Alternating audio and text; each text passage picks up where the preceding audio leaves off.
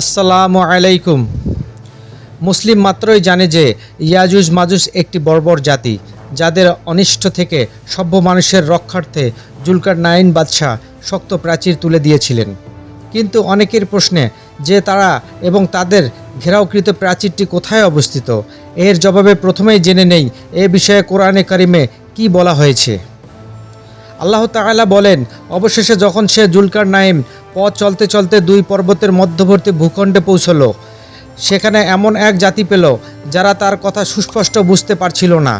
তারা বলল, হে জুলকারনাইন, নিশ্চয় ইয়াজুজ ও মাজুজ জমিনে অশান্তি সৃষ্টি করছেন, তাই আমরা কি আপনাকে কিছু খরচ দেব, যাতে আপনি আমাদের ও তাদের মাঝে একটা প্রাচীর নির্মাণ করে দেবেন। সে বলল, আমার রব আমাকে যা সামর্থ্য দিয়েছেন সেটাই উত্তম, অতএব তোমরা আমাকে শ্রম দিয়ে সাহায্য করো, আমি তোমাদের ও তাদের মাঝখানে একটি সুদৃঢ় প্রাচীর নির্মাণ করে দেব। তোমরা আমাকে লোহার পাত এনে দাও। অবশেষে যখন সে দুই পাহাড়ের মধ্যবর্তী জায়গা সমান করে দিল, তখন সে বলল, তোমরা ফু দিতে থাকো। অতপর যখন সে আগুনে পরিণত করলো, তখন বলল, তোমরা আমাকে কিছু তামা এনে দাও, আমি তা ওর ওপর ঢেলে দেই। অতপর তারা প্রাচীরের ওপর দিয়ে অতিক্রম করতে পারল না এবং নিচ দিয়েও তা ভেদ করতে পারল না। সে বলল, এটা আমার রবের অনুগ্রহ। অতপর যখন আমার রবের ওয়াদাকৃত সময় আসবে, তখন তিনি তা মাটির সাথে মিশিয়ে দেবেন। কোরআন হাদিসে ইয়াজুজ মাজুজের সুনির্দিষ্ট অবস্থান সুস্পষ্ট রূপে বলা হয়নি, যদিও কোরআন কারিমে ইঙ্গিত তা পৃথিবীর উত্তরাঞ্চলে হওয়ার বোঝা যায়।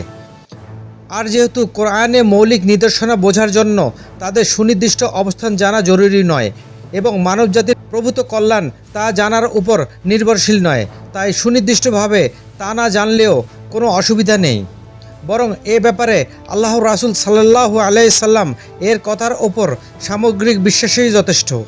তবে স্বাভাবিকভাবে তা না জানার কৌতূহল সবার অজান্তে জাগ্রত হয়, বিধায় এ বিষয়ে মতানৈক্য থেকেই গেছে। অনেক তাফসিরবিদ যথা তাবারি ও কুরতুবী প্রমুখ বর্ণনা করেন যে তুর্কিদের অন্তর্ভুক্ত একটি জাতি, যাদের অবস্থানস্থল হলো আর্মেনিয়া আজারবাইজানের কাছাকাছি অঞ্চলে। কেউ কেউ বলেন তাদের অবস্থানস্থল হলো চীনের উত্তরে, আবার কেউ বলেন ককেশাস পর্বতমালার আশেপাশে কোথাও অবস্থিত। আল্লামা হিফজুর রহমান শিউহারবি লেখেন যে ইয়াজুজ মাজুজের দৌরাত্ম বিশাল ভূখণ্ডব্যাপী বিস্তৃত ছিল, তাই যুগে যুগে বিভিন্ন অংশে কয়েকটি রক্ষা প্রাচীরের নির্মাণের কথা ইতিহাসে পাওয়া যায়।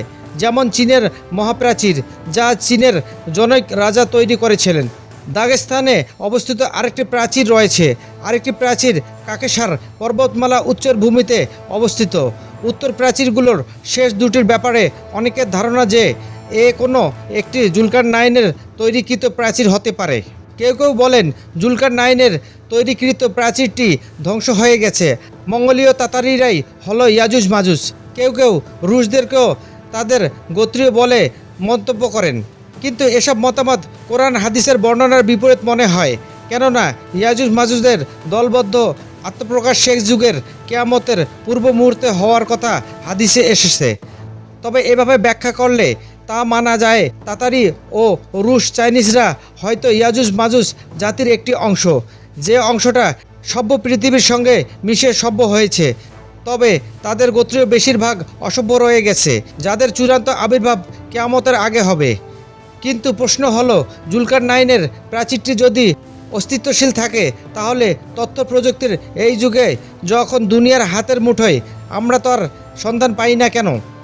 এর জবাবে ওলামায়ে কারামরা বলেন, কারো খুঁজে না পাওয়ার অস্তিত্বে না থাকার প্রমাণ নয়, কেননা এই আধুনিক যুগের এখনও বিভিন্ন পাহাড়ি ভূখণ্ডে ও সামুদ্রিক দ্বীপাঞ্চল থেকে নিত্য নতুন এলাকা ও মানব গোত্রের আবিষ্কার হয়, যার খবর পৃথিবী এতদিন জানতই না। তাই হয়তো বা জুলকারনাইনের প্রাচীরটি কোনো পর্বতমালার নিচে মাটির নিচে চাপা পড়ে আছে, অথবা তাদের ভূখণ্ড বিশাল কোনো জলরাশি বা বরফ অঞ্চলে আড়ালে যাওয়ার আমরা খবর পাচ্ছি না। কিয়ামতের আগে আল্লাহর নির্ধারিত সময়ে তাদের আবির্ভাব হবে, এটি অসম্ভব কিছু নয়।